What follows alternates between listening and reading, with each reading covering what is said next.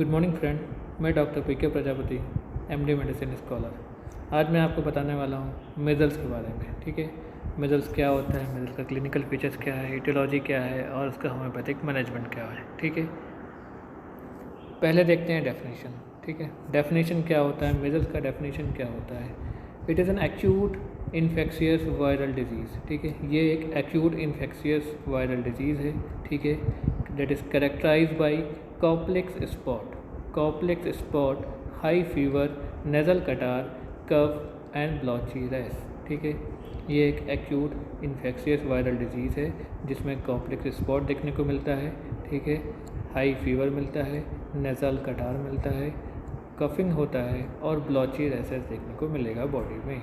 ठीक है, complex spot जो है ये mucous membrane, oral mucous membrane में पाया जाता है। एक वाइट स्पॉट होता है। ठीक है, वाइट स्पॉट होते हैं जो कि ओरल म्यूकस मेम्ब्रेन में पाया जाता है और मेनली जो है ये अपर मोलर, ठीक है, अपोजिट ऑफ अपर मोलर, ठीक है, पे ये देखने को मिलता है। ठीक है, अब देखते हैं इटियोलॉजी। ठीक है, अगर इटियोलॉजी की बात करें, इटियोलॉजी में ये ज़्यादातर जो है 3 से 5 साल के बच्चों में ज़्यादा देखने को मिलता है। ठीक है, ये जो पहले के 6 महीने के जो बच्चे होते हैं, 6 मंथ के बच्चों में ये बहुत रेयर देखने को मिलता है क्योंकि उनको जो है मदर से पैसिव इम्यूनिटी मिला हुआ। ठीक है, मदर से पैसिव इम्यूनिटी उनके अंदर रहती है। ठीक है, उनके अंदर मदर से पैसिव इम्यूनिटी ट्रांसफ़र हुई रहती है, इसलिए 6 महीने तक जो है बच्चों में कम देखने को मिलता है। ठीक है, ज़्यादातर 3 से 5 साल के बच्चों में मेजल्स देखने को ज़्यादा मिलता है। ठीक है, अब कॉजेटिव ऑर्गेनिज्म की अगर बात करते हैं तो कॉजेटिव ऑर्गेनिज्म इसका है आरएनए पैरामिक्सो वायरस। ठीक है, आरएनए पैरामिक्सो वायरस ग्रुप का ही वायरस से होता है जिसको मेजल्स वायरस भी बोलते हैं अपन। ठीक है, ट्रांसमिशन की अगर बात करेंगे तो ये ट्रांसमिट होता है बाय द डायरेक्ट कॉन्टैक्ट से होता है और ड्रॉपलेट इन्फेक्शन से होता है। ठीक है, कोई स्नीजिंग कर रहा है, कोई कफिंग कर रहा है इन्फेक्टेड पर्सन, तो उससे ये ट्रांसफ़र होता है, एक पर्सन से दूसरे पर्सन में ट्रांसफ़र होता है। ठीक है, अब देखते हैं क्लिनिकल फीचर्स। ठीक है, क्लिनिकल फीचर्स की अगर बात करेंगे तो इसका इंक्यूबेशन पीरियड 8 से 10 दिन होता है। इंक्यूबेशन पीरियड वो पीरियड होता है जब कोई वायरस या बैक्टीरिया बॉडी में एंट्री करता है, उस ड्यूरेशन से, उस टाइम से लेके जब तक उसके बॉडी में कोई सिम्टम अपीयर, जब पहला सिम्टम अपीयर होता है। ठीक है, तो उस ड्यूरेशन को इंक्यूबेशन पीरियड बोलते हैं और मेजल का जो इंक्यूबेशन पीरियड होता है 8 से 10 दिन होता है। ठीक है, 8 to 10 डेज होता है incubation period. Illness of infection देखेंगे तो febrile catarrhal attack with fleeting rashes in few hours after the exposure to the measles. ठीक है, यहाँ पर 3 स्टेजेस क्लिनिकल फीचर्स अगर एक्चुअली में देखा जाए तो यहाँ पर 3 स्टेज होता है। पहला जो है प्रोड्रोमल स्टेज होता है, दूसरा जो है एक्सेंथेमेटस स्टेज होता है और तीसरा स्टेज ऑफ डेफरवेंसेस। ठीक है, या स्टेज ऑफ रिकवरी आप बोल सकते हो या कन्वलेसेंट स्टेज बोल सकते हो, जिसमें सब चीज़ें रिकवर होने लगता है, फीवर सबसाइड होने लगता है, रैशेस डिसअपीयर होने लगते हैं। ये सब आपको stage of recovery, stage of differences में देखने को मिलता है। ठीक है, पहला देखते हैं प्रोड्रोमल स्टेज। ठीक है, प्रोड्रोमल स्टेज जो है यूजुअली 4 से 5 दिन तक प्रोड्रोमल स्टेज रहता है। यहाँ पे सडन राइज ऑफ फीवर आपको देखने को मिलेगा। ठीक है, अचानक से बुखार बढ़ा हुआ मिलेगा और बुखार टेम्परेचर जो है अबाउट 40 डिग्री सेल्सियस रहता है और फ़ारेनहाइट में अगर देखेंगे तो 102 डिग्री फ़ारेनहाइट रहता है। ठीक है, साथ में आपको कैटरल सिम्टम मिलेंगे जैसे कोराइजा हुआ, कंजक्टिवाइटिस हुआ, फोटोफोबिया, हैकिंग कफ, ये सब देखने को मिलेगा प्रोड्रोमल स्टेज में। और कॉप्लेक्स स्पॉट। ठीक है, कॉप्लेक्स स्पॉट क्या है, पैथोग्नोमिक फीचर्स है मेजल्स का। ठीक है, पैथोग्नोमिक फीचर्स है मेजल्स का कॉप्लेक्स स्पॉट जो अपीयर होता है सेकेंड डे। ठीक है, सेकेंड डे ऑफ मेजल्स पे ये अपीयर होता है और कॉप्लेक्स स्पॉट होता है एक minute pin point bluish white speck. ठीक है, with slight reddish mottled areola around them.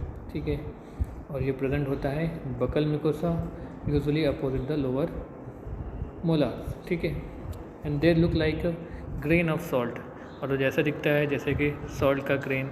ठीक है, नमक के दाने जैसा ये mucous membrane, oral mucous membrane में इस तरह का दिखता है। ठीक है, जैसे आप ये फिगर में देख रहे हो डायग्राम में। ठीक है, वाइट स्पॉट है। ठीक है, जैसे नमक के दाने हैं वैसे जो है ये भी दिख रहा है आपको, वाइट वाइट स्पॉट, इसको बोलते हैं कॉम्प्लेक्स स्पॉट। ठीक है, नेक्स्ट सिम्टम यहाँ पे मिलता है हॉर्सनेस, लैरेंजियल स्ट्राइडर।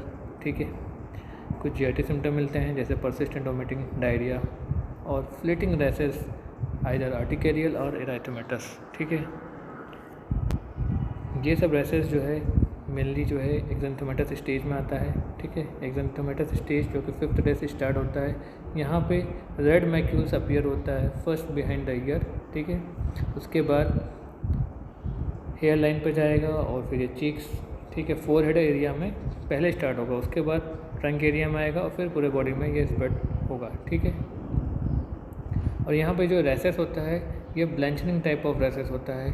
जब आप उसको प्रेस करोगे तो रैसेस हट जाते हैं, रिमूव हो जाता है, उसके बाद फिर वापस आ जाता है। ठीक है, तो और यहाँ पे जो है फुल्ली इरप्टेड रैसेस जो होता है, ठीक है, डिपेंड्स इन कलर एंड पेटेचिया में आकर। ठीक है, वहाँ पे जो फुल्ली इरप्टेड रैसेस है, ठीक है, बहुत उसका डीप कलर रहता है और उसका पेटेचिया जैसा दिखता है। ठीक है, और even in the severe measles the rash is confluent, the face is swollen and disfigured. Severe measles में क्या होता है कि रैशेस इतना ज़्यादा हो जाता है, फेस बिल्कुल स्वोलन हो जाता है और फिर डिसफिगर्ड हो जाता है। ठीक है, साथ में जो है फोटोफोबिक आइज भी होने लगता है। ठीक है, फोटोफोबिया होने लगता है, लाइट से बहुत ज़्यादा आँखों में चुभन होने लगता है, ये सारी चीज़ें आपको देखने को मिलता है।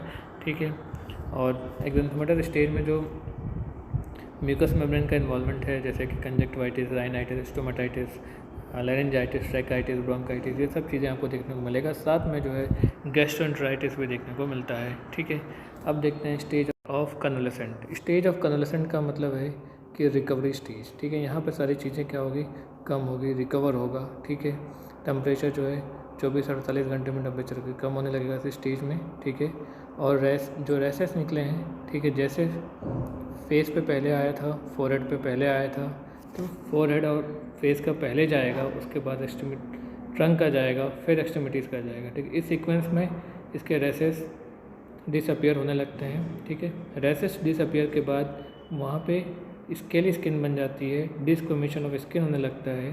ठीक है, और ये डिस्क्वेमेशन 1 से 2 सप्ताह में ठीक हो जाता है। ठीक है, अब देखते हैं कॉम्प्लिकेशन। ठीक है, complication of measles. Complication of measles में अगर बात करते हैं, एक इमीडिएट कॉम्प्लिकेशन होता है, एक लेट कॉम्प्लिकेशन होता है। ठीक है, तो इमीडिएट कॉम्प्लिकेशन में ओटाइटिस मीडिया होगा, ब्रोंकाइटिस होगा, निमोनिया होगा। ठीक है, लेट कॉम्प्लिकेशन में ब्रोंकाइटिस और सब एक्यूट स्क्लेराइजिंग पैन एन्सेफेलाइटिस। ठीक है, सब एक्यूट स्क्लेराइजिंग पैन एन्सेफेलाइटिस। प्रोग्नोसिस की अगर बात करते हैं मेजल्स का, तो प्रोग्नोसिस मेजल्स का गुड है। ठीक है, जनरल मैनेजमेंट की अगर बात करते हैं तो जनरल मैनेजमेंट में bed rest till the fever and rash disappear. जब तक बुखार और रैसेस ख़त्म नहीं होते तब तक बेड रेस्ट कराना है। ठीक है, और एक्टिविटीज़ जैसे कि रीडिंग, टीवी वॉचिंग, ये सब जो है अवॉइड करना है, रिस्ट्रिक्ट कराना है। ठीक है, जब तक कंजक्टिवाइटिस ठीक नहीं हो जाता है। ठीक है, और हाइड्रोथेरेपी ड्यूरिंग हाई फीवर के टाइम में हाइड्रोथेरेपी यूज़ करना है और प्लेंटी ऑफ फ्लूइड पेशेंट को देना है। ठीक है, और अवॉइड वेरी कोल्ड थिंग, और ठंड चीज़ लेने से जो है अवॉइड करना है, अवॉइड वेरी कोल्ड थिंग्स। ठीक है, अब बात करते हैं प्रोफाइलेक्टिक मेजर्स में। ठीक है, प्रोफाइलेक्टिक मेजर्स में एक आता है, एक इमीडिएट आता है, एक आता है लेट। ठीक है, तो इमीडिएट की अगर बात करते हैं तो वहाँ पे क्या करना है, आइसोलेशन, पेशेंट का आइसोलेशन कराना है। ठीक है, पेशेंट को अलग रखना है ताकि उसे किसी कोई और को स्प्रेड ना हो। बच्चा अगर स्कूल जा रहा है तो स्कूल उसको कम से कम 7 दिन तक स्कूल नहीं भेजना है। ठीक है, जब तक उसकी रिकवरी स्टेज ना आए। ठीक है, और दूसरा जो है प्रिवेंशन ऑफ क्लोज कॉन्टैक्ट। कोई इन्फेक्टेड पर्सन है या कोई हेल्दी पर्सन भी है, चाइल्ड आपका इन्फेक्टेड है, तो उसको किसी और से क्लोज कॉन्टैक्ट नहीं होने देना है। ठीक है, जिससे किसी और को स्प्रेड ना हो और किसी और से भी उसके अंदर कोई और भी बीमारी ना आए। ठीक है, क्योंकि उस समय जो है इम्यून सिस्टम जो होता है वीक रहता है। ठीक है, साथ में हाइजीनिक डिस्पोजल करना है इन्फेक्टेड सिक्रीशन, जो भी इन्फेक्टेड सिक्रीशन हो रहा है, जो भी डिस्चार्जेस हो रहा है, स्नीजिंग, कफिंग। ठीक है, वो सारे जो भी उस समय आप टिश्यू पेपर, रुमाल वगैरह जो भी यूज़ कर रहे हैं उसका हाइजीनिक तरीके से जो है डिस्पोजल करना है। ठीक है, लॉन्ग टर्म प्रोफाइलैक्टिक मेजर्स की अगर बात करेंगे तो यहाँ पर ह्यूमनाइजेशन आ जाएगा। Humanisation as per national schedule. ठीक है, as per national humanisation schedule यहाँ पे MMR वैक्सीन देते हैं। ठीक है, MMR वैक्सीन चिल्ड्रन में देते हैं। MMR that is for the mumps measles rubella, ठीक है। एंड लॉन्ग टर्म में एज अ प्रिवेंटिव मेजर्स में इम्प्रूव जनरल हेल्थ, ठीक है। होम्योपैथिक की अगर बात करें तो होम्योपैथिक में एक्चुअली मेडिसिन देते हैं on the basis of symptom similarity, on the basis of holistic approach, ठीक है।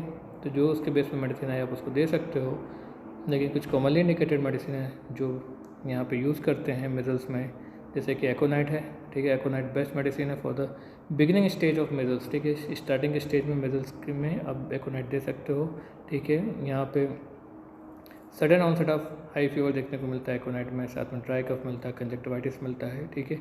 पर्सन जो है पेशेंट बिल्कुल रेस्टलेस रहता है, ठीक है। और स्किन में पूरा बर्निंग और इचिंग देखने को मिलता है, ठीक है।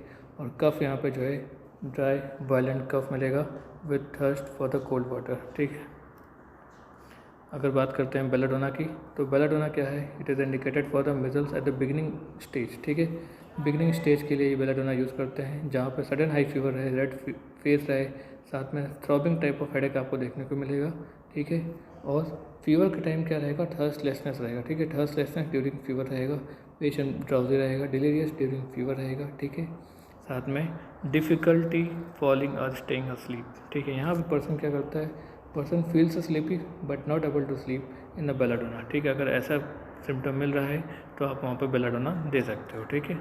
नेक्स्ट मेडिसिन यूफ्रेसिया में अगर मिजल्स के पेशेंट में जो लैक्राइमेशन हो रहा है, आई से जो डिस्चार्ज हो रहा है, बहुत सिक्रीशन हो रहा है आई से, उसमें अगर एक्रिडिटी है और नोज से जो डिस्चार्ज हो रहा है उसमें ब्लेंड इन नेचर है, ठीक है, तो वहाँ पर यूफ्रेसिया दे सकते हो। और यहाँ पे भी आपको सेंसिटिव टू लाइट देखने को मिलेगा, ठीक है। और यहाँ पे जो कफिंग होगा यूफ्रेसिया के केस में जो है, तो कफ ज़्यादातर जो है डे के टाइम में कफ ज़्यादा होता है, ठीक है। अगर ऐसे सिम्टम मिले तो आप जो है यूफ्रेसिया मेडिसिन दे सकते हो। नेक्स्ट मेडिसिन है पल्सटेला is a very effective medicine for the measles. यहाँ पे क्या होता है, रैसेस स्लोली डेवलप होता है, साथ में